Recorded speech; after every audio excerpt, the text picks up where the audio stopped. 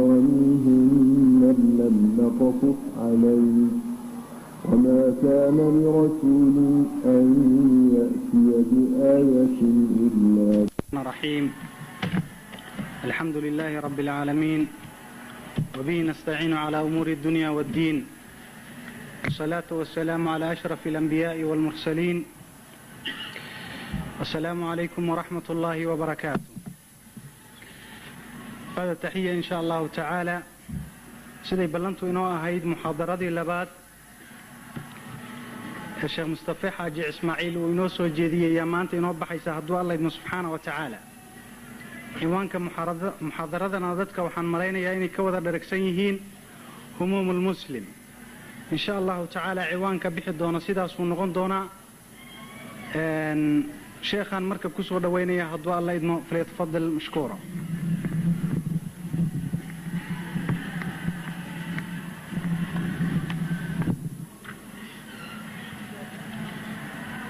بسم الله الرحمن الرحيم. الحمد لله رب العالمين والعاقبة للمتقين ولا عدوان إلا على الظالمين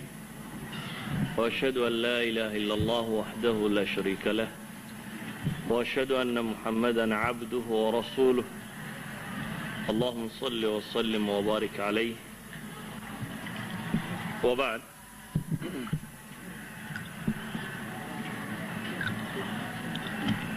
waxaan isku dayayaa kelimaadkaynu maanta wax ka odhan doonaa inay ku saabsanaadaan mawduucaasi ah humuumta ama warwarka iyo waxyaabaha qofka muslimkaa maskaxdiisa mashquuliyaa waxay yihiin. maxaa looga baahan yahay qofka muslimkii inuu ku warwaro? hamiga laga rabo qofka muslimkii inuu xambaaraa waa maxay? himadiisu se intay leegtay ama hankiisu intuu leegi wuxuu hiigsanayaa inuu maxay xaqiijiyo? al-asl waxaynu garanaynaa insaanku inuu sidiisa maskax ahaan maskaxda bini aadamku ma marato, ma faaruqda, mar kasta waa mashquul, mar kasta waxbaa ka buuxa. laakiin waxaa kala gedisan waxa ka buuxa. mar kasta insaanku wuu warwarsan yahay,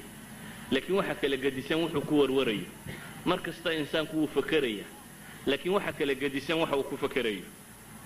sidaa awgeed buu nebigu salawaatu ullaahi wasalaamu calayh xadiidku imaamu abi daawuud uu warinayay bukhaarina fi ladab almufrad uu ku soo saaray, sheekh ilalbani raxmatullaahi calayhina uu saxiixadiisa ku tasxiixinayo. waa kii nebigu ku tilmaamaya axabu alasmaa'i ila allah, magacyada xagga alle subxaanahu wa tacaala loogu jeceliyay inuu yahay cabdullah iyo cabduraxmaan. wuxuu kaloo nebigu yidhi wa asdaquha, kuwa ugu run sheega badan leh. qof bini aadama haddii magac loo bixinayo in magaca ku dhabta ah ee ficilkiisa iyo maskaxdiisa ka muuqan karaa inuu yahay maxay? xaaris iyo hammaan buu nebigu ku tilmaamay. xaaris mid shaqaynaya oo faacila oo wax samaynaya, iyo mid hami badan ayuu nebigu ku sheegay salawaatu ullaahi wasalaamu calayh. insaanku marka waa mahmuum fii akari axwaali. malaa waxaa la odhan karaa maskaxdiisu hadday nasato armay intuu hurdo nasataa, hadday riyo ka badbaadayana. haddii kale waxaynu odhanaynaa inta ugu badan le maskaxdiisu waa mahmuum, waxuunbaa mashquuliya. walidaalik baa waxaa laga sheegaa ma nin soomaaliyeed ayaa waxaa la yidhi markuu soconayuu isla hadli jiray, waddooyinka keligii markuu marayo ayuu hadli jiray. kadib baa waxaa lagu yidhi aw jaamacow maxaad iskula hadashaaba la yidhi markaad keligaa waddooyinka marayso? wuxuu ku jawaabay dadba waa isla wada hadlaaya, anigu waan ismaqashiyaa unbuu yidhi. waxaan idin dheer yacni nin wadda marayaan maskaxdiisa wax ka guuxayni ma jira buu leeyahy. qof walba wuxuunbaa madaxiisa ku jira, ee anigu waxa aan idin dheerahay buu leeyahy waan ismaqashiyaa un. intii maskaxda ka guuxaysay ayuu manaafkana raaciyaa buu leeyahy oo kaga hadlaa. idan al-insaanu bitabci, halkaa haddaad marayso maskaxdaadu way guuxaysaa. waxuunbaad mahmuum ku tahay, waxuunbay ka shaqaynaysaa. maray faadi tahay ama ay faaruq tahay ama ay madhan tahay, waxay u badan tahay inaanu jirin. laakiin waxaa kala gedisan insaanka iyo hamigu xambaarsan yahay. intuu leegyahay hamiga aad xambaarsantahay, muxuuse ku saabsan yahay hamiga aad xambaarsantahay? taas baa wax badan isweydiin u baahan.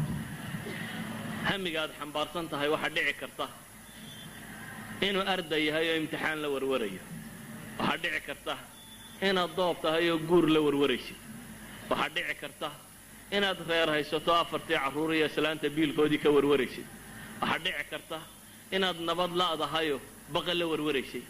waxaa dhici karta yani waxyaabo badan baa nolosha ka suurtagala inuu noqdo waxa had iyo goor aad ka fakartaa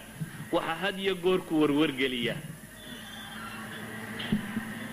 waxa se isweydiinta la insaanka maxaa looga baahan yahay inuu noqdo hamiga ugu weyn oo xambaari kara همومته بدوا هم أدون بدنا وهم آخرة هم جاء أدون ما ترى قابمه وترى بديه همومتاس قفك قدرتي سيقيمينتي سوحا إن بدن لغو حنباري كرا إني كسا ليسانتي هم جاء وحنبار سيهين تلاقي ولذلك أي النبي صلوات الله وسلامه عليه وحكوت المام يا حديث ابن ماجه يا أحمد في بعض الروايات يورينا شيخ الألبانينا وتحسيننا من جعل الهموم هم واحدة نبي عليه صلوات الله وسلامه عليه من جعل الهموم هم واحدة عندك يشه هم جيس أوردن متقرأ عندك يشه هم المعاد همجا معات يا آخرك صابسا عندك يا شيخ النبي عليه صلوات الله وسلامه عليه كفاه الله هم الدنيا إلهي بك قفل الله سبحانه وتعالى همجا أدون أردن هدي همجا أقوي نسجا أما همجا ورور قلنا يا هدون نقضك آخرة ويا آخرة هاي وحا نصب عينيه يا الله ويا آخرة هاي وحا وأركيا ويا آخرة هاي وحا وحقوقي مينيا ويا آخرة هي ميزان كدبته وحصارية يعني واحد محو آخرك وياه وعلى غياب مركز شغلتك سنة كوكي ما يصو شغلة تاني محي قويسا مشاهد وعلى غياب مركز تجارة وبحي سنة كوكي بس تجارة تاني محي ربح صوص صارتها لكن قفك مؤمن كدبتي وحو حقوقي ما يوا محي ومحو شيء كان آخرك وياه قيمها لاكتي سكلي يوينتي شيء آخرك قيمها ولي الرسمي أي قيمتي سكما ضمينتها ولذلك بالنبي يقول عليه صلوات الله وسلامه عليه من جعل الهموم هم واحدة هم المعاد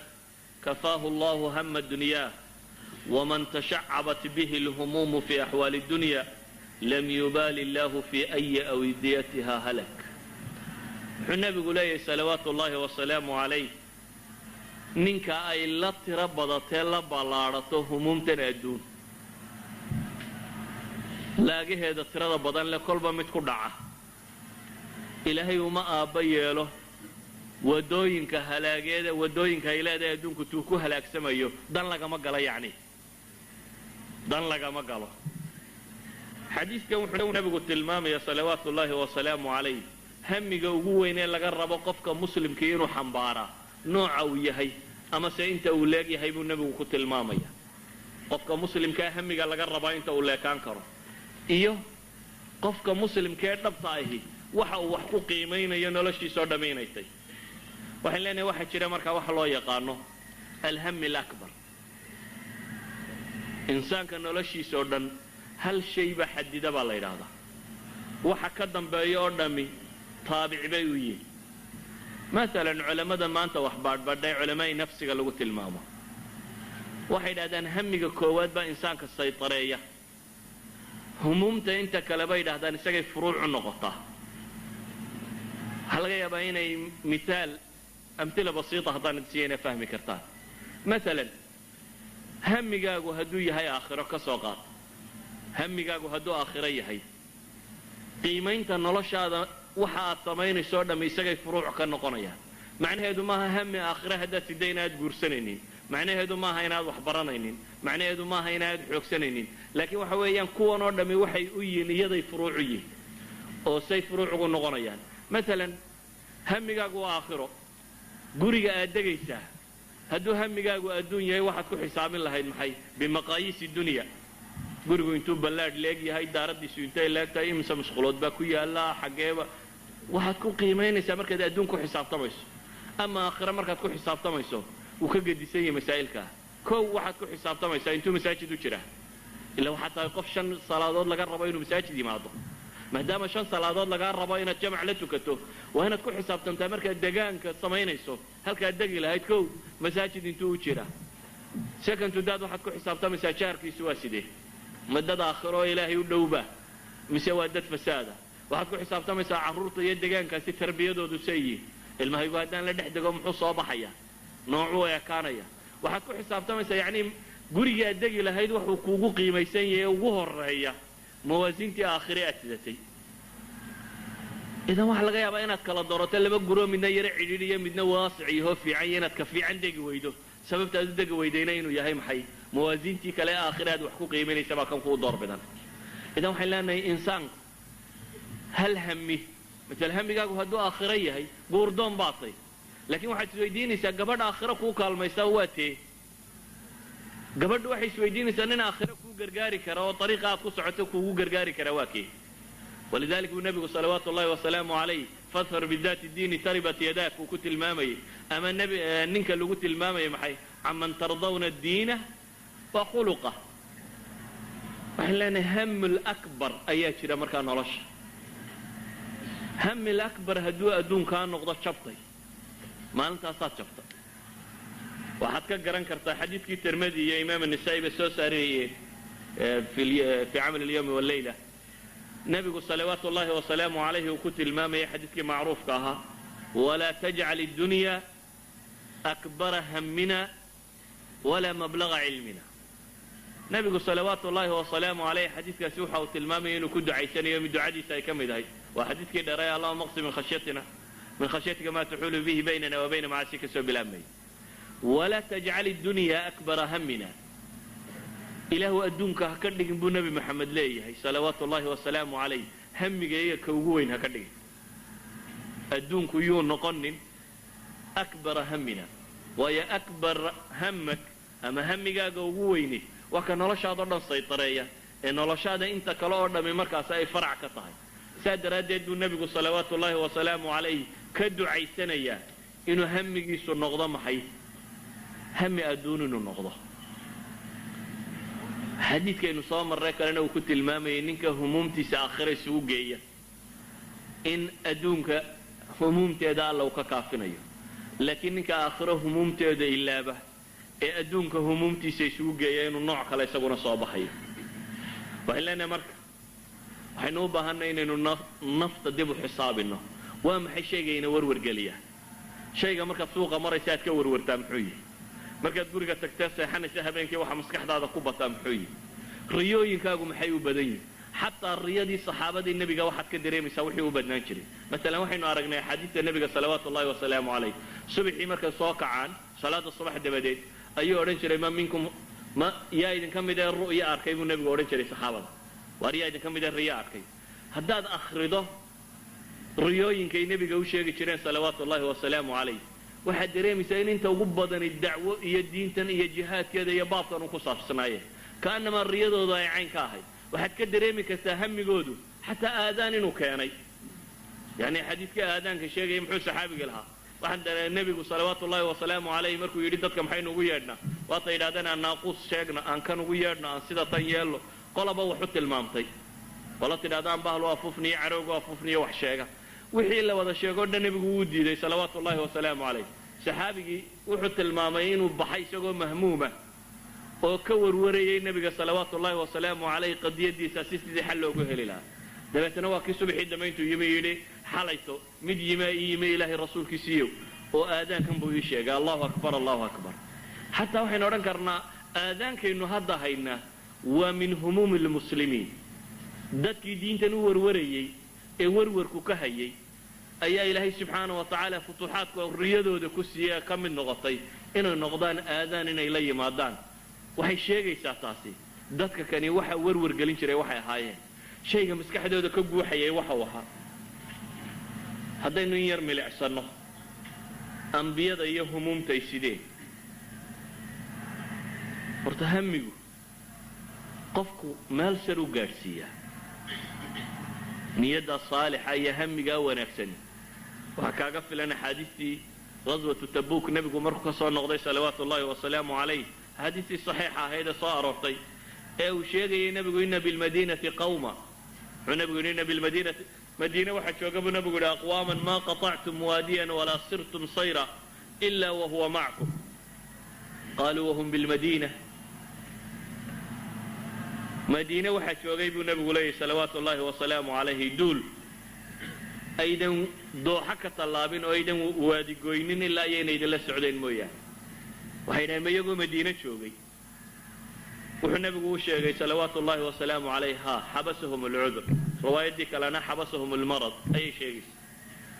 muxuu sheegayaa dadka kani bihimatihim niyo fiicnidoodii iyo warwarkoodii suuratu tawba watii ka warramaysa intay nebiga u yimaadeen markuu yidhi waxaan idinku xambaaramahayeena iyagoo ooyaya ay ka tegayeen iyagoo mahmuumiina iyagoo ka warwarayay maxay jihaadkaa uga hadheen laakiin wuxuu nebigu u tilmaamay biqadri himmatihim ina ilaahay ku abaalmariyay subxaana wa tacaala humuumtoodii fiicnayd iyo warwarkoodii wanaagsanaa ina ilaahay ku abaalmariyey ou nebigu leeyahy meel maydan goynin ama kamaydan tallaabin ilaa iyo maciinay ahaayeen xabasahum alcudur waayo riwaayadda kalea tilmaamaysa ilaa ashrakuukum fi ljri buu nebigu yidhi ajarka idinla wadaagaya idan insaanku waa biqadri himmati hadday himadaadu soo yaraato oo dabeetana waxa ku warwargeliyaa inuu noqdo 4 carruur iyo hooyadood halkaad dhigi lahayd iyo beriskay cuni lahaayeen habeenkaaga iyo maalintaaduba ay ku baxdo un islaantii 4 carruur ahayd saad beris u siin lahayd habeenkaaga iyo maalmahaaguba ay ku dhammaadeen diinaar iyo dirham saad u ururin lahayd adoo og inuu nebigu leeyahay tacisa cabdu dirham wa diinaar tacisa cabdu alkhatiifa adigoo og inuu nebigu leeyahay salawaatu ullahi wasalaamu calayh adigoo og hamigaaga oo dhamme hadduu ku koobnaado iyadoo weliba aanay ahayn meel buuxsanta maantoo dhan baad saacado dheeraada shaqaynaysaa lacag badan oo dheeraadaad soo shaqaynaysaa lacag dheeraada markaad timaado maxaa isbedela insaanka jeebkiisa iyo bixintiisu way wada socotaa ma dhergo dabeetan maadaama jeebkaaga wixii soo gala iyo baahidaadu ay wada socoto maalinta wax kuu kordhaan gaadhaa kordhaya maalinta wax kuu kordhaan islaantu sariirta way bedelaysaa maalinta wax kuu kordhaan guriga fadhigiisaa la bedelaya daahyadaa la bedelaya cimrigaagu daah bedelidiibuu ku dhammaanaya saad u wado daaha iyo kijadaas iyo intaa un saad u kala bedelayso cimrigaagu intaas ugu dhammaanaya waayo waxani way isbedelayaan daahyadaad shalay ku qanacsaneed adiga reerku berri ku qanci maysaan kuraasidaa ku qanacsaneed ku qanci maysaan gaadhigaad shalay ku qanacsaneed ku qanci maysid dakhliga iyo expensivisku waa wax wada socda basharkuna ma dhergo baahiduna isma taagto waa non stop hami adduun haddaad ku dawaqdo markaasi waad ku jiri uun sa aad ugu jirtana naftaa kaaga baxaysaa laakiin ambiyadu waxay sideen hami kaa ka gedisan waxay sideen hami ummadeed umma ama bashar dhan sidii loo badbaadin lahaa hami abay xambaarsanaayeen waxay xambaarsanaayeen dadka muslimiinta ee ducafada iyo dhibaatadu haysata iyo masaakiinta iyo dadka liita sidii loo badbaadin lahaa sidii loo quudin lahaa sidii wax loo siin lahaa yacni hami faamili iyo reer iyagoo aan reera ka madhnayn nebi moxamed salawaatu ullaahi wasalaamu calayh 9 guri buu aabba iyo oday u ahaa oo isaga biil iyo nafaqaba ka sugayey laakiin inuu 9 guri biil iyo nafaqa ka sugaan may hilmaansiinin marnaba inuu ummad u fakero inuu ummad u warwaro inuu ummad ka warwaro walidaalika waxaad ka garan karaysaa ambiyada siduu qur-aanku uga warramayo dacwaadkooda siday ugu warwarayeen iyadoo nebiyullaahi nuux ku tilmaamayo uma innii dacawtuhum jihaara uma innii aclantu lahum waasrartu lahum israara isagoo tilmaamaya qaala rabbi innii dacawtu qawmii laylan wanahaara ilaahayow tolkay waxaan u yeedhayay maxay habeen iyo maalin zamanku intuu ka kooban yahay waa habeenka iyo maalinta wuxuu tilmaamayaa wakhtiga dhammaantii inuu ku bixiyey dacwo waxa uu kaloo sheegayaa wasaa'ilka bini aadamku uu adeegsan karo oo dhanna inuu adeegsaday kor ula hadal hoos ugu dhig lafaq nooc walba uma innii dacawtuhum jihaara uma innii aclantu lahum waasrartu lahum israara waa wasaa'il dacwa waxa allaaliya wixii wasaa'il mumkin ahaan lahaa iyo uu sheegi lahaa inuu ku bixiyey waxaa qur-aanku sheegayaa 950 sannadood inuu u taagnaa un shaqadaasi 950 sannadood qof bini aadama oo hal shaqo u taagan inuu fuliyo oo aan marnaba ka daalin oo ka noogin hami ah buu siday ummaddan siduu naar uga badbaadiyo waxaa kaaga filan nabiyullaahi muxamedin ilaahay qur-aanku tilmaamayo lacallaka baaqicun nafsaka anlaa yakunuu mu'miniin fii suurati shucaraa falacallaka baaqicun nafsaka cala aahaarihim in lam yu'minuu bihada alxadiidi asafa fii suurati alkahf ولا تحزن عليهم ولا تك في ضيق مما يمكرون في سورة النحل قد نعلم إنه ليحزنك الذي يقولون فإنهم لا يكذبونك ولكن الظالمين بآيات الله يجحدون في سورة الأنعام. ولا تحزن عليهم ولا تك في ضيق مما يمكرون في سورة النمل. فلا تذهب نفسك عليهم حسرات إن الله عليم بما يصنعون في سورة فاطر. يعني waxaad dareemaysaa waxaasoo suurada oo qur-aanka ka mid ah oo mid kasta nebiga ilaahay subxaanahu wa tacaala tilmaamaya inaanu naftiisa halaagin, sida uu mahmuumka ugu ahaa ummaddan inuu naar ka badbaadiyo. bale ilaahay qur-aanka uu ku tilmaamayo laqad jaa'akum rasuulun min anfusikum casiizun calayhi maa canidtum xariisun calaykum bilmu'miniina ra'uufun raxiim. ilaahay uu leeyahay nebi ay dhibayso dhibtiinnu, idinka in dhib idin soo gaadho ayuu isagu la taahayaa. isagu wuxuu taahayaa markaa maxay? idinka dhib idin soo gaadho. waxaad ka garan kartaa ummaddan siduu uga warwarayay inuu islaaxiyo. xadiidkii saxiixu muslimka ku yaallay ee xadiidulqudsiga ahaa cabdillaahi ibni camar ibn alcaas xadiidkii sheegayay in nebigu salawaatu ullaahi wasalaamu calayh inuu akhriyey ducadii nebi ibraahim iyo ducadii nebiyullaahi ciisa ee aayaadka qur-aanka ku soo aroray faman tabicanii fainahu minii waman casaanii fainaka gafuurun raxiim iyo in tucadibhum fainahum cibaaduk wain takfir lahum fainaka anta alcasiizu alxakiim. labada nebi ee tol dadkoodii sidan ugu naxariisanayay markuu xasuustay buu nebigu ooyey salawaatu ullaahi wasalaamu calayh. waa habeen wuxuu ooyayaa nebigu. muxuu la ooyayaa ku ooyaya? allaahumma ummatii buu la ooyayaa. wuxuu xadiidku tilmaamayay in ilaahay jibriil soo diray isagoo og wuxuu nebi maxamed ka ooyayo oo la yidhi soo weydii jibriilow nebi maxamed maxaa kaa oohinaya dheh. jibriil baa u yimi nebiyullaahi moxamed salawaatu ullaahi wasalaamu calayh. xadiidku saxiixu muslimku ku yaalla. markuu jibriil u yimi ee uu nebiga weydiiyey maxaa ka oohinaya ee uu sheegay buu noqday. jibriil waa u warramay alla subxaanahu wa tacaala. ilaahay wuxuu ku yidhi idhab ilaa muxammadin faqul lah ina allaha yaquulu lak inaa sanurdiika fii ummatik walaa nasu'uk. waxaad ku tidhaahdaa baa ilaahay yidhi subxaanahu wa tacaala nebi maxamed ku noqo ummadaada waa kaa raalli gelinaynaa kugumana xumaynayna baa ilaahay leeyahy walasawfa yucطiika rabbuka fatardaa. maxay tilmaamaysaa inuu nebigu salawaatu ullaahi wasalaamu calayh habeen saq dhexe uu ooyo isagoo la ilmaynaya allaahumma ummatii allaahumma ummatii. wuxuu sidaa hami ummadeed. naf keliya kama warwaraya, ummad dhan buu ka warwaraya. ummad dhan buu u arkayaa kii naarta galaa inuu yahay mid ka fakaday. ummad dhan buu u arkayaa guntiga siduu wada qaban lahaa ee naar uu uga ilaalin lahaa ayuu u fakeraya. taas buu u takhtiitinayay. hamigiisu intuu leekaa waxaad ka garan kartaa. caaisha ridwaan ullaahi calayh ayaa waxay leedahay xadiidkii bukhaari siduu sheegaya iyo muslimba ilaahay rasuulkiisiiyo bay tidhi hal ataa calayka yawmun kaana ashad min yawmi uxud. tolkaa maalin kaaga dhib badan leh maalintii uxud miyay ku soo martay? ghaswatu uxud dhibtii kugu dhacday maalin kaaga xoog badan leh miyay ku soo martay bay ku tidhi.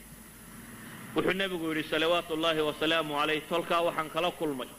wixii aan kala kulmay. maalmihii iigu daraana waxaa ka mida buu leeyahay maalmihii maka inta layga saaray aan dabeetana daa'if qabtay ee ninkii la odhan jiray ibnu cabdiyaaleyl ibnu cabdilkulaal iyo kooxdiisii aan u tegey ee dacwadii intaan u sheegay cidi waxba iga dhegaysan weyday ee dabeetana haddana dhagaxa lagu soo saaray carruurta iyo sufahaa'ul qowm duulkii liitay lagu diray ee lasoo dhagxamiyey lasoo saaray.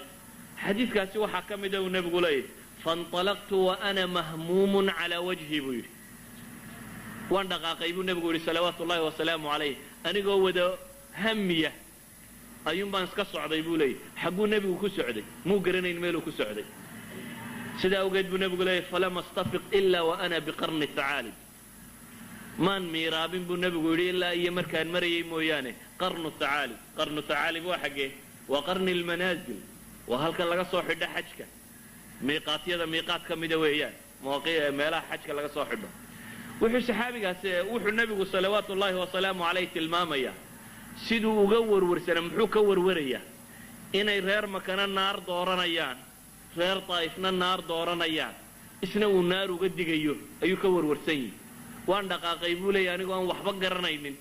manaan baraarugin buu leeyahy ilaa iyo markaan marayay qarnu thacaalib ayaan gartay buu leeyahy meeshaan maraya markaasaan iskala gartay buu nebigu tilmaamaya salawaatu ullaahi wasalaamu calayh. isagoo caynkaasiya ayaa ilaahay laba malagu soo diray sida xadiidka saxiixayn ku yaalla tilmaamayo jibriil iyo malakuljibaal.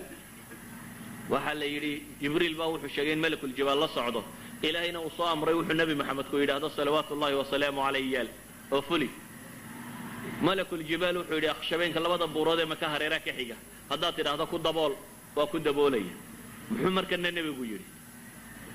basiis min alamal fii qadiyati dacwa buu wali qabaa muu quusan isma dhiibin isagoo aan cidna hayn oo sidaa loo soo galay ayuu haddana rajo qabaa uu isleeyahy weli waxbaad bedeli karaysaa walidaalika bu wuxuu leeyahy weli waxaan ka rajo qabaa dhabarradooda in ilaahay iga siiyo kuwa alla caabuda oo aanu shirki yeelin yani wuxuu nebigu rajaynayaa weli in ilaahay subxaanahu wa tacaala uu dhabarradooda ka siiya bal arju an yukhrija allahu min aslaabihim man yacbud allaha waxdah laa yushriku bihi shaya hamiguu nebigu xambaarsanaa kaas buu ahaa waxaan leenahay waa qadiyo u baahan inuu hami ummadeed hami dacweed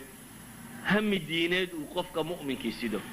bale waxaad garan kartaa naftu markay ka sii baxaysay dardaaranadii ugu dambaysay uu ummadda ku lahaa xoolahaygii sidaa u qaybiya ama waxa ka yeela ama xoolaha sidaa u gala ma odhanin asalaa wamaa malakat aymaanukum waxyaabuu nebigu ka dardaarmaya bay ahayd war waraaq la kaalay aan idiin qoro waxaydan aniga dabaday lumin inay lumaan buu kasii dardaarmayay oo uu lahaa kaalay aan wax idiin qoreen waxaa muuqata baynu leenahay hamiguu nebigu siday salawaatu ullaahi wasalaamu calayh nooca u ahaa waxaan leenahay waxaa la mid ah ambiyadii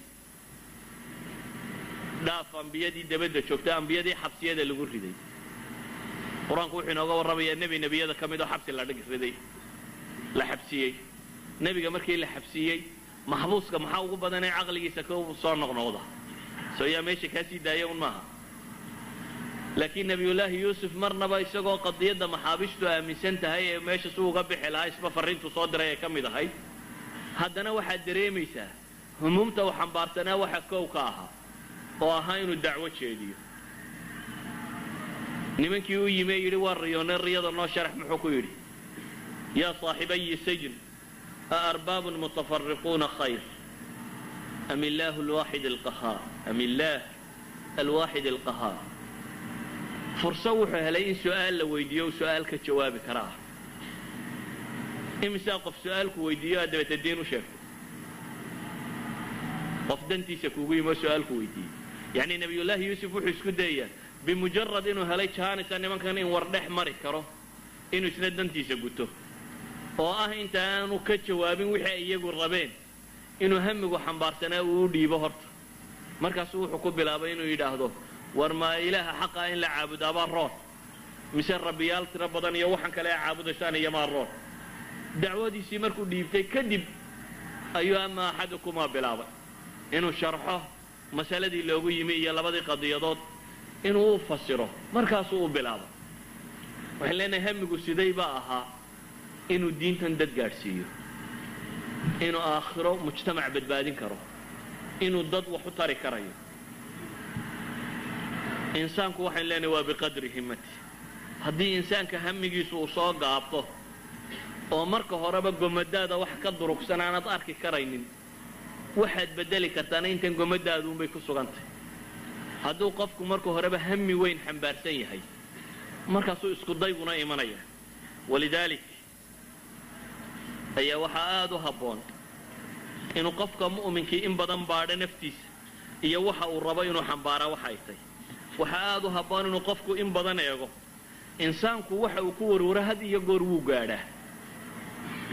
laakiin waxaa kala gedisan waxa uu ku warwarayaa meel soko ah wax cunun haddaad ku warwarto dee cunno waad soo helaysa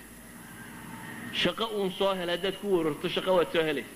walidaalik baa waxay sheegaan asheekh maxamed alxasaan baa wuxuu sheegaa qisay soo arooriyaan ay yidhahdaan waxay isu yimi bay yidhahdaan cabdillaahi ibnu cumar ibnu alkhataab iyo muscab ibnu zubayr iyo curwata ibnu zubayr iyo cabdilmalik ibnu lmarwaan ayaa kacbada isugu wada yimi baa la yidhi dabeetana muscab baa wuxuu yidhi tamanow waar bal tamaniya nin walowba maxaad jecesha inaad hesho muscab baa ku yidhi ibda anta bay yidhahdeen yaa muscab adigu iska bilow bal adigu taabiciinta ahaa ee noolaa wuxuu leeyahay markaa muscab anigu waxaan ku warwarayaa waxa hamigaygu yahay buu yidhi labadaa habloodna inaan isu keeno guursado ciraaqna in waali layga dhiga buu yidhi ciraaqna inaan barasaabka haysta gabarnarka ciraaq ka taliyana inaan noqdo saasaa isku dayayaa buu yidhi baa yidhaha waxaa la yidhi cabdilmelik ow adigana cabdilmelik wuxuu yidhi baa la yidhi anigu waxaan ku haminayaa inaan muslimiinta oo dhan khaliif u noqdo waxaa la yidhi ninkii kale curwata bnu zubayr ayaa la yidhi adiguna curwana wuxuu yidhi aniguna waxaan ku haminayaa inaan faqiih noqdo xadiidka nebiga laga xambaaro salawaatu ullaahi wasalaamu calayh cabdilaaha doorkiisa yimi cabdilaahi ibnu cumar bay yidhahdeen cabdilaahi adna isagu rijaalkii saxaabadaee nebigu soo saaray buu ahay an akuuna min ahli ljanna buu isagu ku koobsaday aniga warwarkaygu waxa weeyaan buu yidhi inaan ahlu jannaa ka mid noqdo in sha allahu cabdillaahina jannada waa u rajaynaynaa saddexda nina kaleba intay sheegteen way noqdeen saddexda nina kaleba muscab waa ciraaq waaligiisii macruufka ahaa ee la yaqaanay sukayna iyo caaishabana uu guursaday labada habloodbana waa guursaday meeshana isagaa maamulay curwata bnu zubayr waa ardaygii waxa cilmiga ugu badan la caaisha ka soo xambaaray habaryartii caaisha ridwaan ullaahi calayha waa faqiih ka mida fuqahadii muslimiinta ugu waaweynay curwata bnu zubayr muxadisiinta waaweyn ka mid ah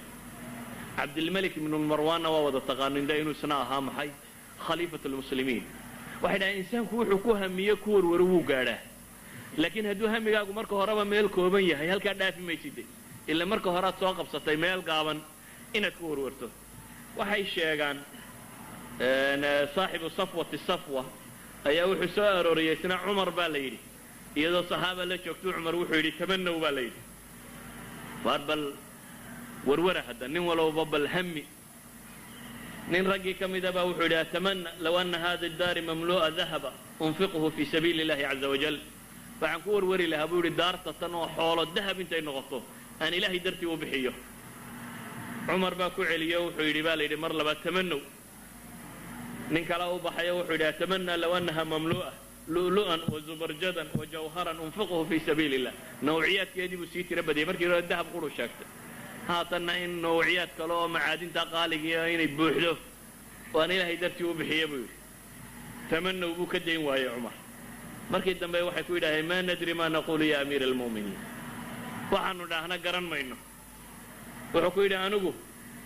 waxaan ku warwari lahaa low anna haadihi daara mamlu'atun rijaala mila abi cubaydata bnu ljaraax anigu waxaan ku warwari lahaa buu leeyahy yaa daartan rag abu cubaydo midhana iga buuxiya rag baa wax bedela bacd allahi subxaanah wa tacaala mabaadi' xambaarsan iyo diin cumar wuxuu leeyahy aniga hamigaygu waxa weeyaan inaan helo rijaal u dhigma maxay abu cubayda ah wuxuu tilmaamaya inuu caalamka ka soo hoyan lahaa hadda abu cubayde oo kala haysto walidalik bu wuxuu leeyahy anigu waa hamigaygu waxa weeyaan inaan helo rijaal mila abu cubayda ah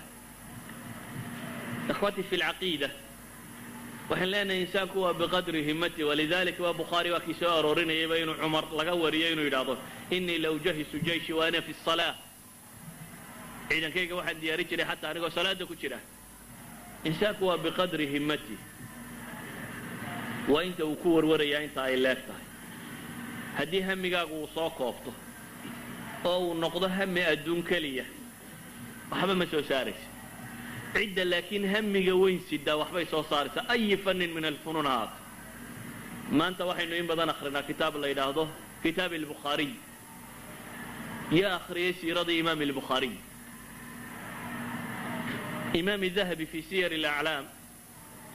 waxa uu ka warramayaa maalan imaam albukhaariy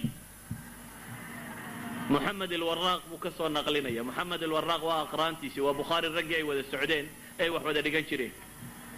moxamed alwaraaq wuxuu leeyahay waxaan arki jiray kuntu araahu yaquum fii laylatin waaxida 15 mara ilaa 20 mara fii kulli dalika ya'khud alqadaaxa fayuri naara wuxuu leeyahay waxaan arki jiray habeenadii isagoo habeenkii 15 jeer ilaa 20 jeer habeen kasta toosa oo faynusta u shita oo wax qora qiyaas qof habeenkii 15 goor kacayo faynus shidaya yani hamigaasi wuxuu dhalay maxay saxiix albukhaari dhalay inuu ninkani habeen kasta 20 jeer ama tooso ama 15 jeer tooso oo hamigaasi uu xambaarsan yahay inuu axaadiista nabiyullaahi muxamed salawaatullaahi wasalaamu calayh xaadiistiisiyo saafiya inuu ummadda gaadhsiin karo oo uu qabashka iyo khashinka ka reebi karo ayuu ku warwarayay warwarkiisina wuu gaadhay yacnii wuxuu toosaba 15 jeer ama 20 jeer uu tooso wuu ka midho dheliyey oo way soo baxday waxaan leenahay insaanku waa biqadri hami haddii hamigaagu uu adduun ku soo koobnaado oo uu aada u koobnaado ama hamigaagu uu naftan iyo meeshii la dhigi lahaa unuu noqdo waxaan ka cabsi qabaa inaynu gallo markaasi kuwii ilaahay lahaa wataa'ifatun qad ahammathum anfusuhum ثم أنزل عليكم من بعد الغم أمنة نعاسا يغشى طائفة منكم وطائفة قد أهمتهم أنفسهم يظنون بالله غير الحق ظن الجاهلية يقولون هل لنا من الأمر من شيء طائفة إلهي وحكسي في قد أهمتهم أنفسهم وكوح نفتودون يورور قليسيبا إلهي له ومن صفات المنافقين كمركيلة المامي كوح وحا ورور كهيابا ويهي نفتنوا siday ula baxsan lahaayeen meel labada say u dhigi lahaayeen waxay cunto say ugu raadin lahaayeen naftanuuna ku kooban waxaan leenahay waxaynu u baahannahay in dadka mu'miniintii ay koraan oo qofku waa biqadri hamihi iyo hami xoogganaynu xambaarno oo hadday humuumteennu dhaafi kari weydo xaas iyo carruur iyo biilkood hadday dhaafi kari weydo war insaan hami weyn sidaa wax badan buu bedeli karaa walow kaana طifla inan yarna ha ahaadee ma rumaysantiin inuu inan yari dawlad dhan badbaadin karo ama mujtamac dhan uu dabagediyi karo waa xaqiiqa jirta waayo nebi maxamed baa ka warramay salawaatu ullaahi wasalaamu calayh xadiidkaa wada akhridaan ee saxiixa riyaadka aynu inta badan ku dhigno saaxirkii iyo ghulaamkii xadiiskii muxuu sheegayey saaxir inuu jiray nin boqora oo sixiroolaya lahaa oo sixiroolihii ka gaboobay oo dabeetana markuu ka gaboobay sixiroolihii uu taliyey oo uu yidhi maxay waa geeriyoonayaa cidaan fanniga kuu baro sixirku wax dee meel kale ka yimaado maaha oo xoogaa la isku duduwoo la barto waa fanni cid waliba baran karto si xadiidkaba ka cad laakiin waa fanni dadka ahlu naarku bartaan ma aha fanni dadka ahlu jannay bartaan waa fanni ahlu naarku cilmiyaday bartaan buu ka mid yahay saaxirka kan wuxuu sheegay boqorkii inuu ka geeriyoonayo waana xaqiiqo jirta maamulladu aan ilaahay toos ugu xidhnayn maamul aan sixiroolo lahayni ma jiro xataa kuwa maanta jooga waxaa laga yaabaa inay idinku istiraadaan afrikiya meelahan waa loogu sheekeeya dunidaasi way horu marto dayaxay xisaabiyaan iyo halkan oo waxbay waa fooxlayaasha ugu waaweyn dunida guri aanu joogin ma jiro kacadna ku dhaho bale doorasho kuma galaan ilaa iyo sixiroolayaasha ay faaliyaan bale waxaan ku odhan karaa xisbig ma jiro xisaabta oo inay dunida la yaqaana ilaa faaliyaashiisu leeyahay laakiin waana nudum la barta iyo wax la oo shaytaannimo ku salaysan cid kasta oo qaybka aan wax ka ogayn allana aan ku kalsoonin qaybku baqu ku haya insaanku waxa aanu ogayni madowga markaad gasho ma baqataa maxaad uga baqataa waxay idhahdeen majhuulka shayga ahay sidiisu mukhiif u yahay qofku waxa aanu garanayn wuu ka baqaa waxa aanad garanayn waxaad tajribo u baratay ee aad la noolaatay hadhow ka cabsan maysa laakiin wax kastoo kugu cusub nolosha adigoo baqbaqayo oo aan dhiiranayn baad tegaysaa wax kastoo nolosha kugu cusub qaybku waa mukhiif waayo waa waxaanu qofku si uu u galo wuxuu uga ogaado aanu garanaynin ilaahay baana xidhay oo cid kale wax ku ogaan kartaa ma jirto waxyu samaa wuxuu ka sheega mooyaane idan insaanku wuxuu isku dayayaa bal ayi ariiqin in la maro ariiq kalena lama hayo dee fooxisada mooyaane ariiq kaloo qayb wax lagaga sheegaa ma jiro uuna habar ama oday wuxuu doonaya ha noqdee qoladaas tidhahdaa ama dayax baanu akhrinay ama saacabka dadkaanu akhrinay ama turub baanu dhigdhignay ama faraanu dhulka ku mudnay wuxuu doonaya ha sheegee cid tidhaahda waxbaanu ka soo akhrinaa kuwa unbaa jira marka dadka liito oo dhammi gaal iyo muslimba isku darinta liidataa qoladaa way u tagtaa nebi maxamedna waa ku yidhi salaadaba la iskama aqbalay ka fogaada saaxirkani wuxuu sheeganayaa anigu waan gaboobay dee aqoontiina anaa kuu hayee inan yaroo laqino fatina keenso aqoon badan wiil yaroo aqoon badan baa loo soo qabtay wiilka yar waxbar baa la yidhi xadiidku nebigu salawaatu ullaahi wasalaamu caleyh wuxuu sheegaya wiilkan yari saaxirka inuu tago ka soo noqdo jidka dhexa buu ka helay nin wadaad oo meel iskaga cibaadaysta waa la yaro fadhiisto ninkiina kelmadiisa xaqa ahayd buu isaga sheegay wiilkii marna kanbuu la sii fadhiistaa marna ka kale xadiidka waa ka ku arkayseen inuu wiilka la garaacay oo sixrooluhuna uu dilo reerkuna uu dilo wadaadkii markuu u sheegay uu yidhi marka adiga wax ka yara dhegaysta xaggana waa layga dila xaggana waa layga dilaana waa ka yidhi markaad xagga ku maqantayna waxaad tidhaahdaa qoladan baa habsaamisay xagga kale markaad jirtana waxaad tidhahdaa qolada kale ayaa habsaamisay wiilkii sidii buu iskaga waday wixii buu iska dhegaysanayay waxaad kaloo meesha ka arkaysaa xaqa iyo baatilka si siman haddii loo soo bandhigo laakiin mid aan qofka lagu tarqiinin fitrada saliimkii inay xaqa raacdo waayo ilmahan yar baatilkana khabiir baa u dhigayey xaqana wadaad baa isna u dhigayey laba ninoo nin waliba wixiisa yaqaan baa nin waliba wixiisa dhigayey hal qofoo qurana waa loo wada dhigayey qofkan un baana kaana u tegayey laakiin fitrada saliimkaa waxaad arkaysaa xaggu u janjeedhay ilmahan yari maalintii dambea daabadi ku soo baxday dadkii waddada ka jartay neef waxaan filaya riwaayadda imaamu axmed waxay sheegaysaa inuu yahay libaax mise imaamu termedi rtiisay ahayd adigu riwaayadka qaarna waxay sheegaya daabatun fadiicatun cadiima qaar baa ku tilmaamaya inuu asad ahaa calaa kulli xaal xayawaankaa muftariskee weyn baa waddadii goostay uu soo maray wiilkii dadkii iyo tuban waddadii iyo go-an oo bahal fadhiyo wuxuu yidhi maantaan tijaabinayaa ba labadii ninkii xaqa sheegayay wuxuu u qaatay dhagaxiisii dabeetana wuu ku tuurayaa laakiin ilaahay buu baraya wuxuu leeya ilahu agtaada haddii wadaadkaasi wuxuu sheegaya lagaga jacayl badan yahay sixiroole wuxuu sheegayo u fiirsa wuxuu horraysiinaya wadaadka waxaad arkaysaa inuu xagga wadaadka u janjeero xagga xaqa inuu janjeero waayo ma laha sixiroole arrinkiisa tajribe ma lehe wadaadkaa kiisa hubi buu leeyahy inuu kiisu sax yahay wuxuu yidhi ilahu haddii kaa wadaadka lagaga jecelaya agtaada arrinka sixiroolaha maanta gacantayda bahalkaa ku dil dabeetana waa ku tuuray biisinkuu qabta uu ku kiciyey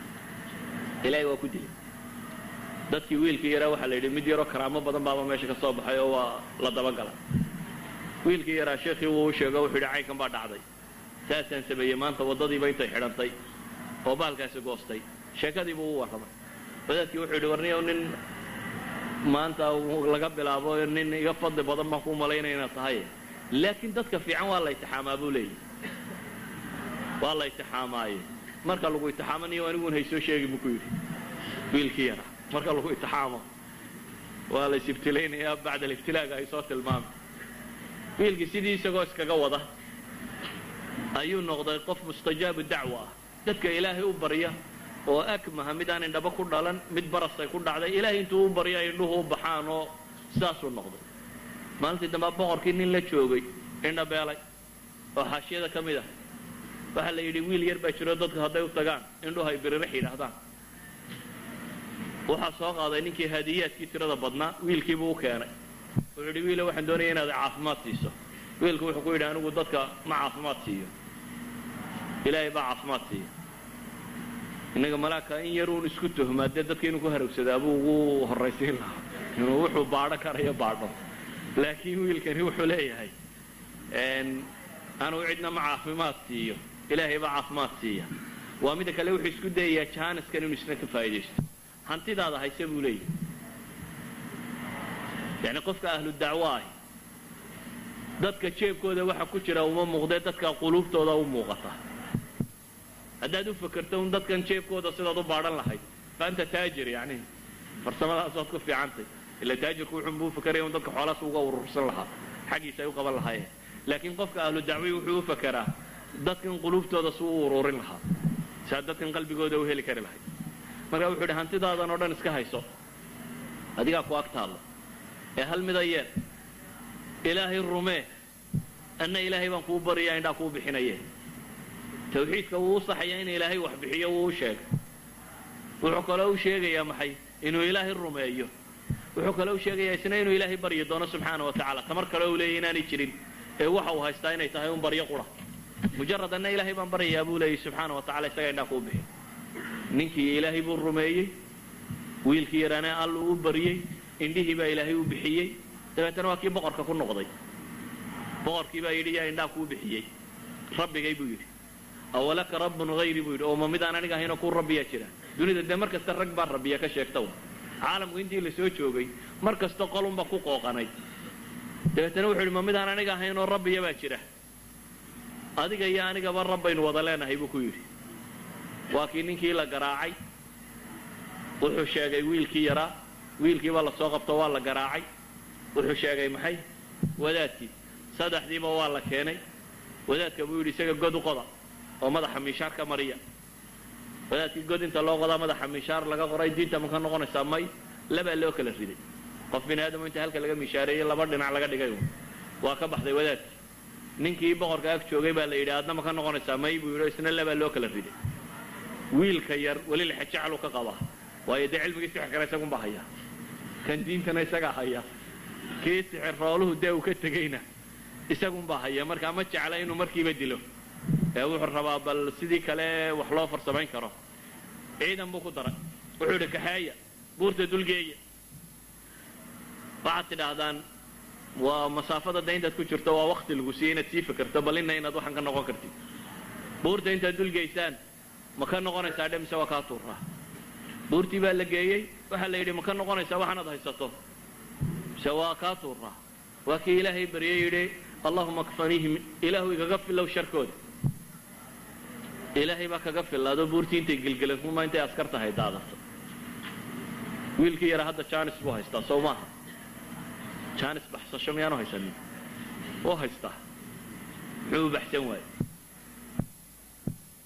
yani waxay ahayd haddii uu hamigu sidaa naftiisa hadday tay jaaniskii wuu hayaa intii la socotay ilaahay waa halaagay xaggan uu ku socdana boqorkii baa weli jira iyo qoomkiisii uun dee dubur buu hawd ka xuli kari lahaa wuu iska tegi kari lahaa laakiin muu tegina uu soo noqday boqorkii buu haddana u yimi wuxuu yidhi ciidankii aan kugu dareemeeyo ilaahay baa igaga filaaday buu yidhi doonu rara buu yidhi oo ninkan badda ha la geeyey badda ha lagu tuuro doontii baa la raray baddaa la geeyey waar ma iska daynaysaa mise waa kaa tuuraa baa la yidhi ilaahay oo igaga filow buu yidhi doontii waa gelgelantoo intii kala qubatay isagaa alla ku soo reebay waa soo noqdoo meeshii buu yimi markuu meeshii yimi muu baxsanin haddana isma odhan doon dhan baad haysataa ee keligaa iska tage boqorkiibuu dib ugu tegey wiilkani hami ka weyn buu sidaa nafta wuxuu rabaa nafta tan inuu ilaahay dartii u dhiibo iyadoo rakhiisaa inay iska dhimato laakiin tolkii inuu badbaadiyaa buu rabaa mujtamaciisa inuu badbaadiyo ayuu doonayay walidalik buu boqorkii ku soo noqday boqorkii waa kii u tilmaamay yidhi wari dili kari mayside ma kuu sheegaa si aad ii dili karto isagii baa sheegaya sida loo dilayo sharax buu yidhi qaansadayda intaad la soo kacdo oo halkan leebka la soo baxda buu yidhi kanaanadayda gamuunka iyo qaansada intaad isku xidho bismi illaahi dheh ama bismika allaahuma ilaahay magaciisa u qabo dabeetana halkaa igaga tooga buu yidhi markaa umaad ii dili kartaa boqorkii sidii buu yaa ilaahay bisinkiisu u qabtay meeshii baa lagu xidhay waa ku dhacday wiilkii yaraasii buu ku shahiidoobay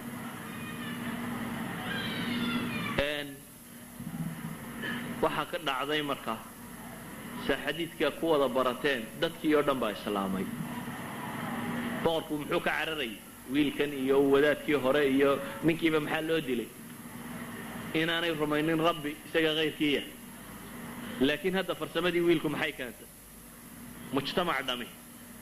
inay rumeeyaan ma odhan karnaa wiil baa hamigu xambaaray ummad badbaadiyey marka wiil baa hamigu xambaaray muu ahayn inuu nafta la baxsado ama inuu meel kala geeyo hamigu siday waxay ahayd bulshada tan siday u islaami lahayd walow isaguna ha dhintee hamigaasa buu xambaarsanaa inuu iimaankan iyo dacwaddan isku dayo inuu dad gaadhsiiyo wuu gaadhsiiyey iyadoo weliba dadkiina aanay wax badan ka dambaynin xadiidku soomuu sheegaynin ninkii intuu godad u qoday inuu yidhi dab ku shida oo ku gura wixii diida oo qur-aanbadee kuma soo degin ka warramaya wasamaa'i daati alburuuj walyawmi almawcuud washaahidin wamashhuud qutila asxaabu اlukduud annaari daati alwaquud id hum calayha qucuud وهم على ما يفعلون بالمؤمنين شهود وما نقموا منهم إلا أن يؤمنوا بالله العزيز الحميد.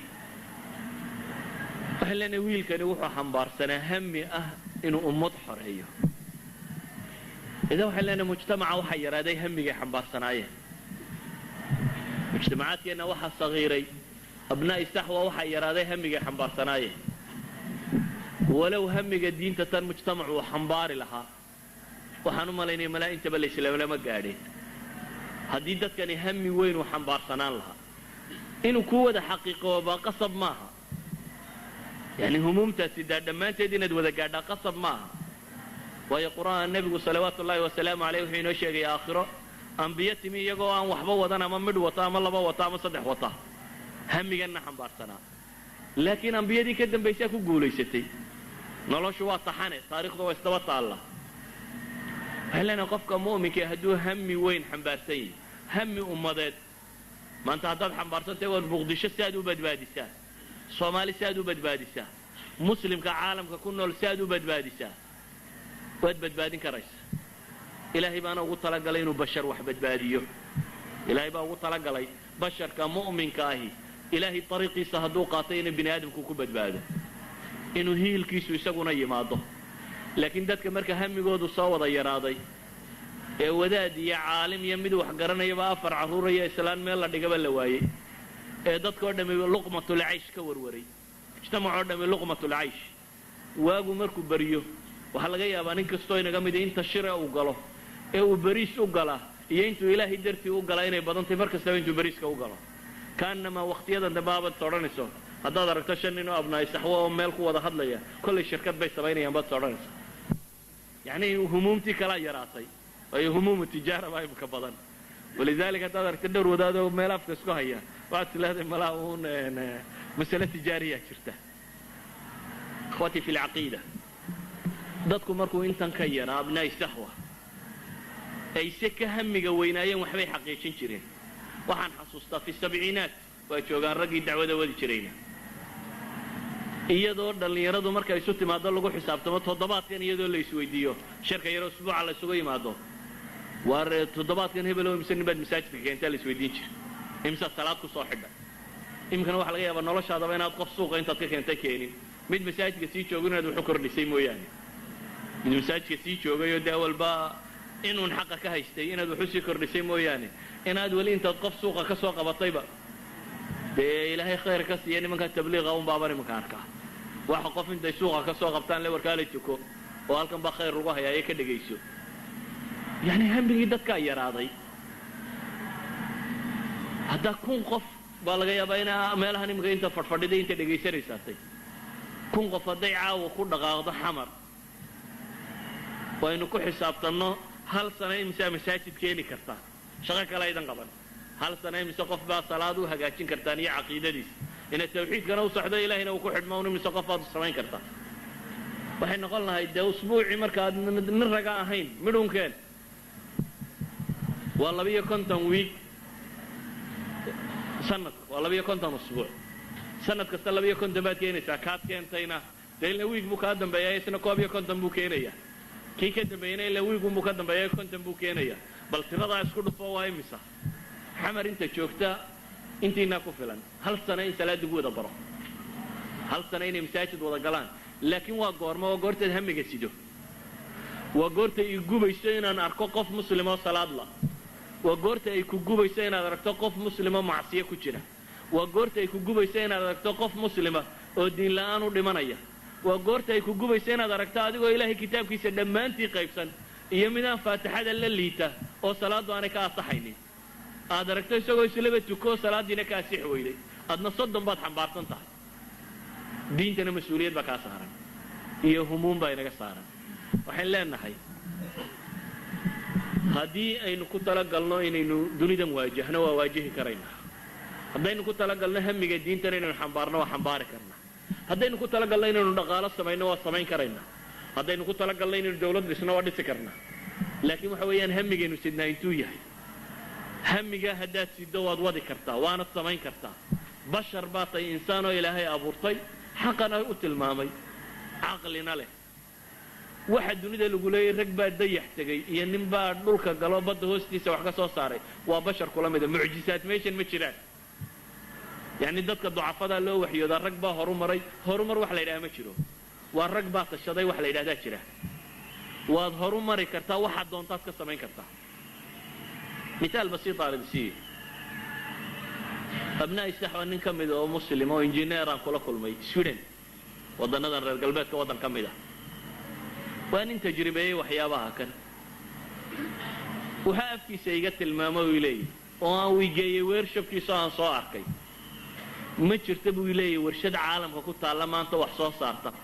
oo isha lay saaro ilaa iyo waan samaynaya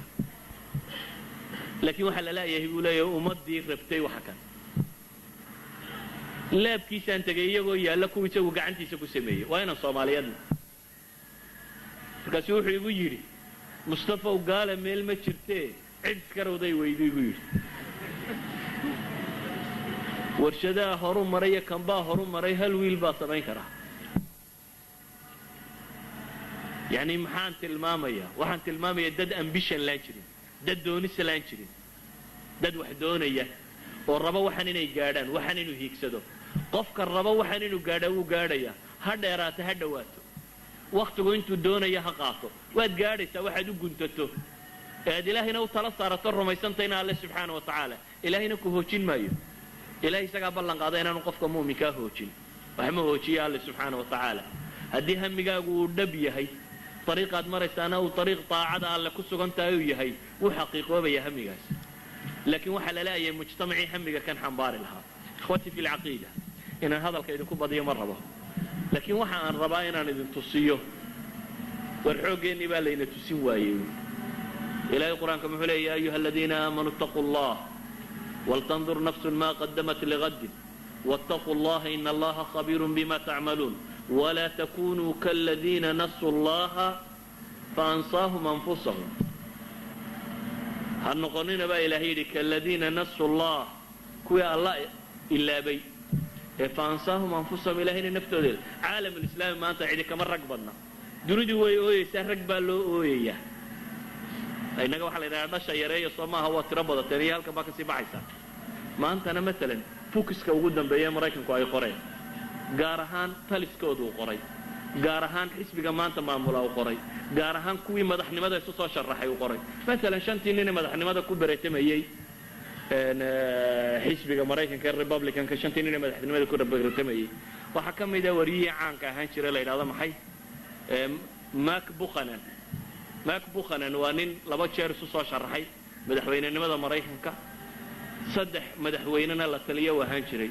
2002 book buu soo saaray la yidhaahdo The Death of the West waxaa la yidhaahdaa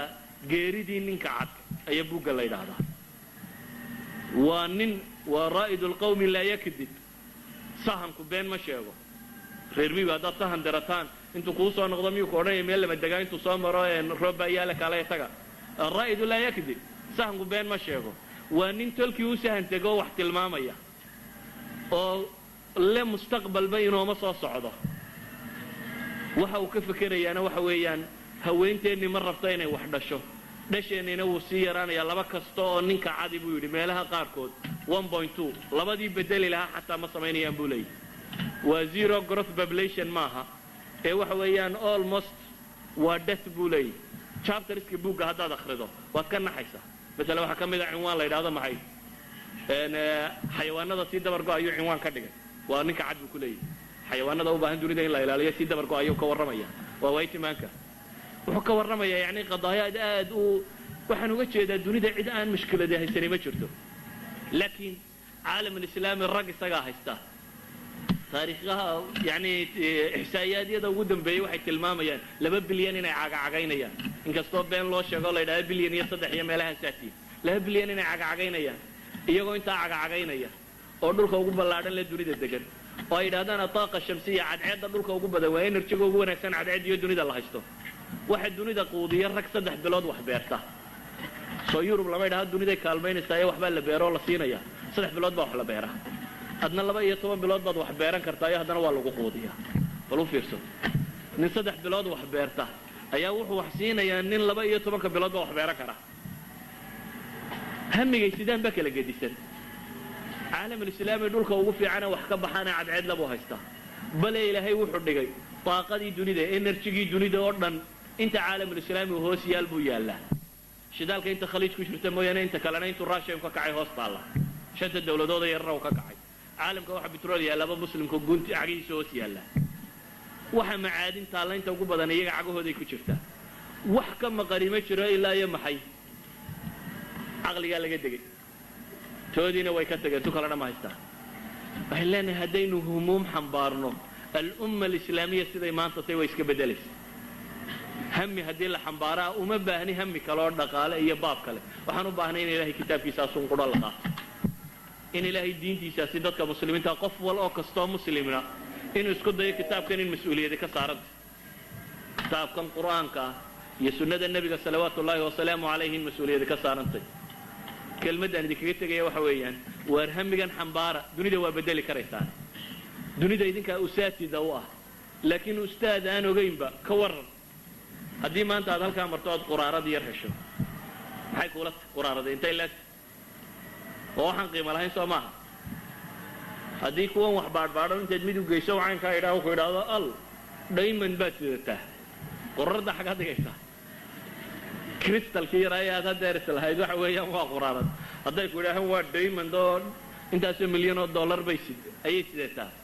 waxaad garan waayi lahayd halkaad u hoyn lahayd war caawa tanuna halkaad ka dhigtaa bal waagaasi intuu baryayay meelaad dhigi lahayd maad garateen ka warran ninka waxyu samaa sidii aan ogaynba waxyu samaa cilmi aan gafba ku jirinba uu haystaa maba ogaba nin meel madow socduu ku leeyahay aan ku dabagalo nin meel madow gudaya ayuu leeyahay aan ku dabagalo oo uu himbiriirsanaya maxaa ku daba dhigay adaaba waxyu samaa sidee raggii waxyu samaa sidee maxay lahaayeen ribciy ibnu caamir muxuu rustam ku lahaa ghaswat alqaadisiya markay dhacday ee dagaalkaasi la isku hayay ee uu rustam yidhi warba nimankan muslimeed waxa soo saaray aan eego mentalitigooda iyo caqligooda dadkan isay u fakerayaan bal cid ii soo dira buu yidhi sacd ibn abi waqaas waaxid min casharati almubashiriin baa ciidanka hogaaminayay wuxuu yidhi u tag 3 saxaabi buu kolba mid u diray kii koowaada loo diraa wuu u tegey isagoo warmihiisi iyo wixiisiiba sita waxay yidhaahdeen warmaha iyo hubka loolama galo madaxdayada hubka dhigo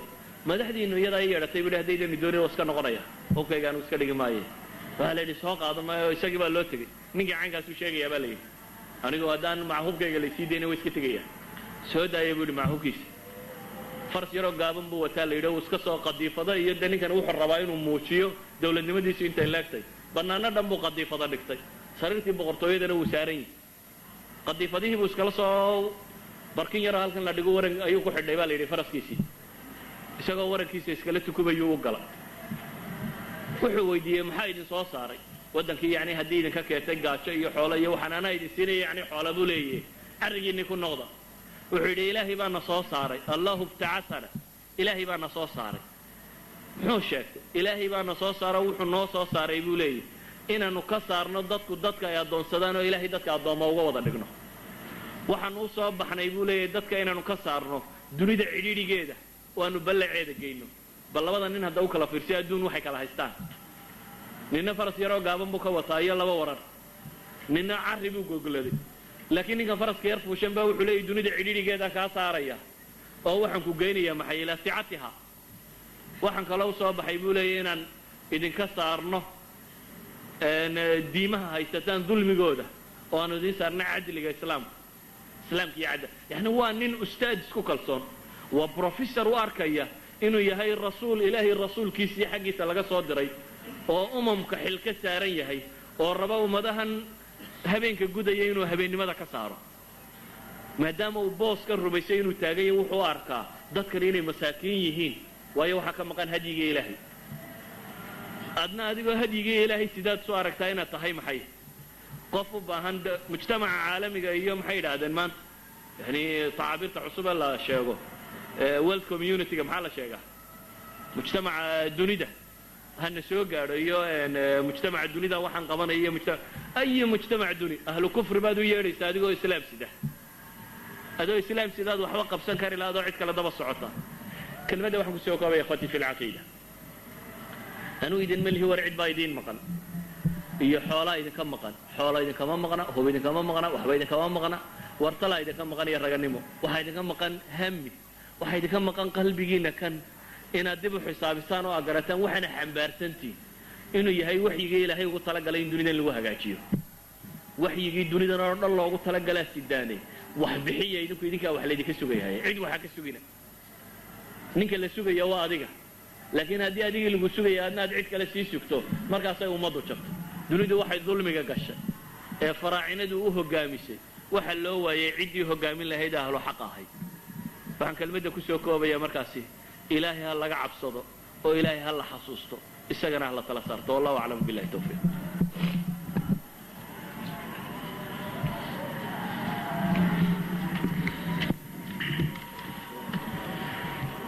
جزاه الله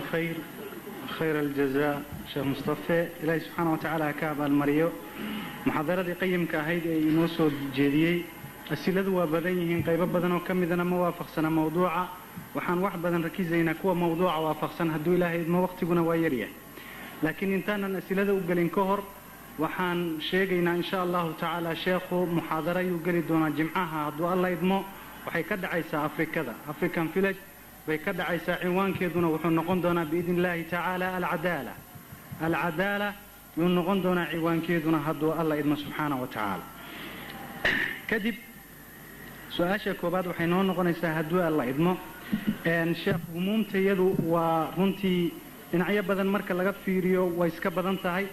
laakiin waxaan aad u haminaynaa in dadku ay badbaadaan oo dacwadii kor loo qaado jihaadkii la soo celiyo khilaafadii islaamkana ay soo baxdo taa iman mayso ilaa dadku ay iskaalmaystaan oo tashadaan sidaad adigu sheegtay sidee marka taa lagu helayaa lama haye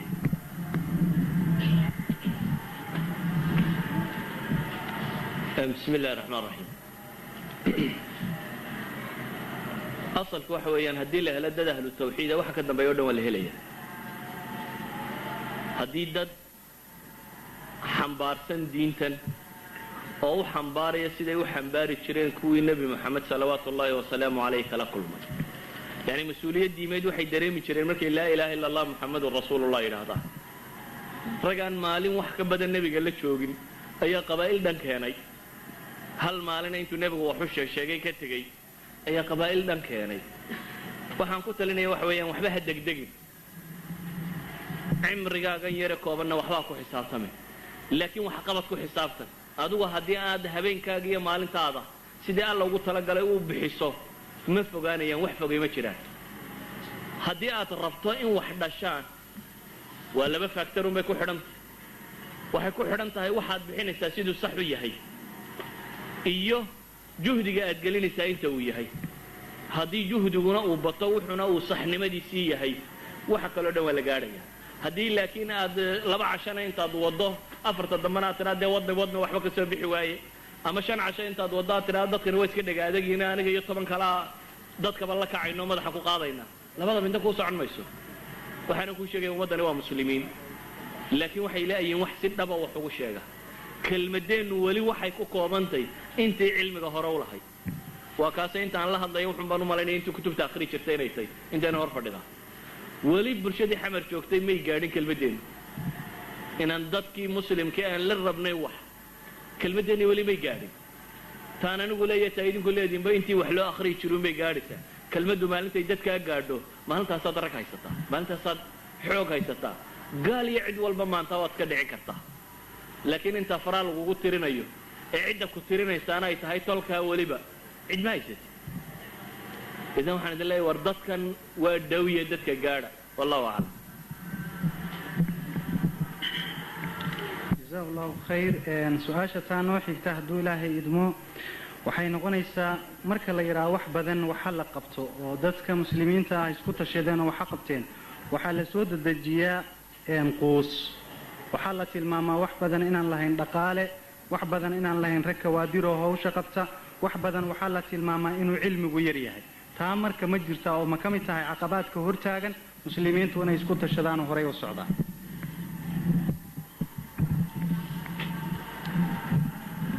marka aan nimaadno horumarka xataa mawaasiinta bashariga markaan nimaadno waxay yidhahdaan hantida ummaday leedahay gebigeedba waa 3 shay bay yidhahdaan hantida ummaday haysataa waxay yidhahdaan waa dhulkeeda iyo dadkeeda iyo waqtigeeda saddexdaas sida laysu falgeliyo ayaa horumarka waxa la yidhahdaa inuu ku saabsay bay yidhahdaan ma jiro wax la yidhaahdo dhaqaale oo siisa u yimaadeen dhaqaalaha rag baa sameeya ninkii rag haystaa dhaqaale wuu haystaa ma dhegaysanaya nin baa rag haysta aan dhaqaale haysan waa hadal aan jirin ninkii rag helaa dhaqaale wuu helaa waayo dhaqaale rag baa sameeya haddaad dhaqaale weyday waxaan rumaysanayaa inaad rag laaday weli ninka wax walba dhaqaale kaga xidhan yihiin waa nin rag waayey haddaad se rag haysato dhaqaale waad haysataa waxaan taa u tilmaamayaa muhiimadda koowaad maaha dhaqaalaha muhiimadda koowaad waa basharka waa bini aadamka nebi maxamed iyo saxaabadii la noolay iyagoo aan waxba haysan oo gaajoonaya oo baahida maanta idin hayse ka badantay oo hantida haysataan ka yartay oo wax waliba ka yeri war maanta nimaan maalintii mar wax cunini ma jira saxaabada se inteeba maalintii mar wax cuni jirtay nimaan mar wax cunini miyuu ku jira 24 saacadood hal wajba aan la qeyn saxaabada bal dib ugu noqo taariikhdooda imisa heli jirtay maalin kastaba inuu wajba cuno waxaad sawirtaa ciidamo dhan oo waxari raashin u noqotay waxar ama ciidamo dhan oo lafa timireed muudmuudsaday laf timireed u haysta biyaa dambe inuu ku muudmuudsado waxaad sawirtaa nabiyullaahi moxamed oo beerka 2 dhagax ku xidhan aduu weligeed beerka 2 dhagax ku xidhan dahay odhanin markaa dhaqaale la waayo dhaqaale lama waayo rag baa la laayay dii wax la qaban waayo waxaan rumaysnay rag baa la laayay dhaqaale lama waayo anigu maanta tarag hesho dhaqaale waad haysataa baan ku leeyahay wallahu a'lam جزاه الله خير إن شاء الله تعالى وحنكسو كوبانينا هدو الله يدمو arrin xoogo muhiim noola muuqatay walaalaha nin kamid ah ayaa soo gudbiyay wuxuu yiri sheekh waxaan rabaa inaan Yurub aado aniga iyo carruurtayda maxaad igu la talin lahayd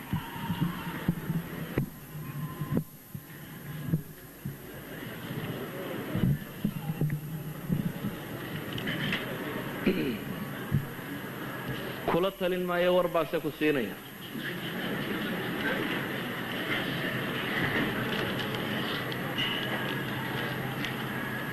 Yurub waa meel markii hore Soomaalidu ay dhaqaale u doonatay saddeshi ay weyday dhaqaale wax ka hele laakiin dadkay wateen bay waayeen dad ay adna waad suwaayeen dad muddo sii joogto si kalena aanu tilmaamo waa meel halis ah oo halis ku ah dadnimadaada iyo diintaada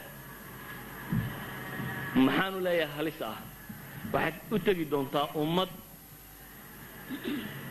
adigoo aatay ninka madooba la cunsureeyo adigoo aatay ninka dhaqaalaha ugu yareen la liido waa ummad maada wax lagu qiimeeyo qofkaan shaqeynay yani uu dadka dhintuu ka mid yahay qof walba inta jeefkiisa ku jira dadnimadiisu leefta adna waxaad ka mid tahay dadka ugu hanti yar leh qof la liida baad waa ummad aad ka dhaqan iyo diin gadisantay oo waxaad haysato dhan cagsigeeda haystaa uu ka gadisan yahay wax kasta waad ku soo xiiqaysaa misaalo basiitaan ku siinaya maalan meel fa ku geyn maayaba sistamka waxbarashada ee meesha ka jira carruurta wuxuu doona ha ahaado qaab buu u salaysan yahay qaabkaasi waxa weeyaan macallinka iyo gurigu inay isku xidhan yihiin ardaygu wuxuu soo meesha lagu soo dhigay in guriga loogu sii hagaajinayo gurigu hadduu hagaajin kari waayo in la qoro inuu hayru mas-uul yahay ilmuhu inuu xaq u leeyahay markaa cid kale oo toosisa inuu helo ilmahaga inta aad meel kaleba aydan isku waayin iskuulkaad caawin kari weydaad ku waayi kartaa waa kow soo dhaaftaa macallinku iskuulka wuxuu yeedhaa waxaa laga yaabaa toddobaadkiiba ama bishiiba in hal shir oo ilmahagaa lagugu yeedho laakiin noloshu waxay u salaysantahay meesha taalla qofku ama ilmama ma dhalin ama hal midh buu dhalay reerka ugu badanina labuu dhalay labada qof ee dhalaybana waxbay yaqaanin oo ugu yaraan dugsi dhexe ka baxeen labaduba way caawin karaan labadubana shirka way tegi karaan labadubana afka way fahmi karaan adigu 6 baad wadataa bishii marka lagu yiraahdo 6 goorna shirka iskuulka kaale 6 goorna dhakhtarka gee 12 4 baad shari doontaa iyagu de marna islaanta tagaysa marna odayga tagay waana laba mid wuxuba adiguna 6 baad haysataa 6 jeerna halka lagaaga yeedhaya de hadaa shaqeynaysa iyo wixii kalena xagga way ka sugayaan ma awoodid waad ku qasbantay inaad qaar jarto ma awoodid barina wax lagu qorayo waa غير مسؤول waayo ilmihiisa waxbarashadiisa loogu yeedhay la leeyahay kaale lagala hadla wuu iman waayay yani wax simple adiga aan kulaba weynay ayaad ku waayi kartaa ilmahaaga waxaan uga jeedaa marka waa nolol waa Yurub ninka horta tagaya waa nin ku talagalay inuu dagaal galo laakiin dagaal haddana aad hub lahayn ka waran haddaad tidhaahdo waan gelaya nolol dhan oo dhankay u socoto mooyaane adiguna aad rabto inaad dhanka kale u socotaaba tegaysa ilmuhu ma xuma soomaalidu ilmaha xumaada ilmihii bacaynka lama xumo ilmuhu ma xuma dadkaa xun oo ilmuhu muxuu xun yihi asliyan ba nebigu muxuu ku tilmaamayay tarbiyada iyo xagay ka qalloocata ma ilmaha xun ma mujtamaca xun xadiiska nebigu wuxuu tilmaamayay inuu ilmuhu toosan yahay kullu mawluudun yuuladu maxay على الفطرة حق حموه كيما ده فأبواه يهودان أو يمجساني إذن مجتمع يا environment كه دبدأ دجان كوحو الماء كجين بوسكرين يكوتا يا حما يصمميدو النقطة المهم مركا فطرة دي سيبوس كوتا لكن هيريه كوين بالا صاريا وهو حانو يسكي علين كريم بالا صاريا الماء هاجي بعد سكول كودريس فحنا يعني الماء يقوم مصر يربو حرية هنا أنت هذه iskuulkii markay tagtay waxa laga yaabaa inay kaligeed madowdo marka horeba waa la xaqiraya tan yar madowga habar qabtadan yar ee carruurta soo dhex gashay dadkoo dhan waa xaqiraya ilmaha carruura xaqiraya cid walba carruurta yar yar intaan macallimada la gaadhin baa mobbing ku samaynaysa carruurta yar baa dacaydeenaysa bilaay madaxan yar ay qarsanayso injil bay ku wadataa uskag bay ku sideetaa bay leeyihiin waa mid yar oo de 6 jir oo kale leeg ilmahaagii yaraaba isagoo cadho baktiyo ku imanaya yuu ka cadhaysay 10 yar raay la dhiganayay iyaga xamanaya iyaga caay aabba wax naga daab ku leeyahay meeshii baan joogi kari weynay ama intuu qaato ayuu markuu meeshii galay intuu la laabtaa hoosta gashanaya waayo waxa ka horeeyo ogi adna waxa leeyahay wad xidhnaanaysa waana dhex fadhiyaysa iska mana celin karayo bale macallimada oranaysa waa gaalad kale oo doonaysa inay ku istihdaado macallimada oranaysa heblaaya masarka waxa adiga goor xidhan tahay oskag bay ku qarsataa markaas ay yar kala dhex lagu qoslaya taadi yareedo baqtiday man sax ku leeyahay anu ama iskuul dambe tagi maayo ama masarka diga deyn labada mid iskuul haday tiraa tagi maayo dawladda ku qabsanayso oo ku qasban basarkiina haday qaadato wixii baa ka horeeya yani waxaan uga jeedaa ilmihii inta la lumiyaa baa la leeyahay war halumi inta la lumiyo ayaa la leeyahay halumi waxaan uga jeedaa war suuradana haysataan maaha yani dadku waxay isleeyihiin war maano caqliga la lagu oranayaa diinta ka bax ka bix ma carruurteedana aan u sheegay inay diinta ka bax cidina ku oranay mise ka bax laakiin waxaad kaga baxdaa baa lagu tusaya cidina ku oran mayso ka bax laakiin duruufta meesha taala iyo bi'ada tani qaabkay u salaysantay iyo qaabka loogu talagalay in lagu la dagaalamo ayaa qaabka bax ilmu iskuulku imanaya waligii waxaad haysataa wuxuu yahay lagu oran maayo laakiin maalin kasta su'aal li tashkiik baa la soo weydiinaya maxaa gacantiina dabada ugu maydhaanay u istijootaan bishal iskiga tagay ilmaha yar su'aashan way ku noqonaysaa uu qaar buu ka jawaab maxaa 5 jeer maalintii fooda u dhigtaan su'aal baa la weydiinayaa bas laakiin su'aashu waa su'aal khabiisnimo ay ka dambayso ma su'aal cilmi iyo waxaan looga jeedo waa ilmahan in la tashwiishiyo ilmihi caalimaha wax walba ka jawaabi karaya maalin walbana su'aal baa hortaagan maalin walbana su'aaluun caqiidadiisa iyo wixii uu haystay ku saabsan baa agtaagan isna difaaci karmaya aakhirka inuu isdhiibo bay noqonaysaa macallinkani tii kale isagaa falsafadaynayo sharxayade waaxid khabiir baa halkan jooga ahlu kufriya oo loo soo tarengareeyay inuu baatilka sharxo oo dabeetana balballaadhinayo adigaaga weyn isku dayay inuu kuu tusiyo inay tahay xuquuqul bini'aadamka iyo wax toosan ilmahaagina tiisiina ma sharxi karo aabba iyo hooyada wadaana inta badanna ma sharxi karaan xataa hadday caqiida ahaan u haysteen waxa laga yaabaa cilmiyan inaanay dhaadhicin karin wala wadaadna ha ahaadee waayo wadaad ma jiro wax kasta si fiican wada garanaya nin waliba de waxoogaa mid 40ka bowsaday iyo mid bukhaariga inta hore ka dhigtay waxoogaa baynu wada bowsanay laakiin nin si fiican wax ugu raasaqo wax iska celin karaya الراسخون في العلم هم بدأوا يحكوا لي كذا هذه واحد ويان راسخنا وكهور تاجني في الكفر وما لك السؤال كوله تاجن أدنى وحاجة في عنو قرين ميس oo maalin kasta su'aal litashkiikaba ayaa hortaada taagan oo ilmahaagii la weydiinaya kan la weydiinaya adiga kugu soo baxaysa cinkan marka waxaan uga jeedaa waan ku warramaya waxaan ku leeyahay meesha tani waa uun haddii markii hore alla kaa badbaadiyo aanad hore u tegin ahlu naarka lama guure hala guuri asalaamu calaykum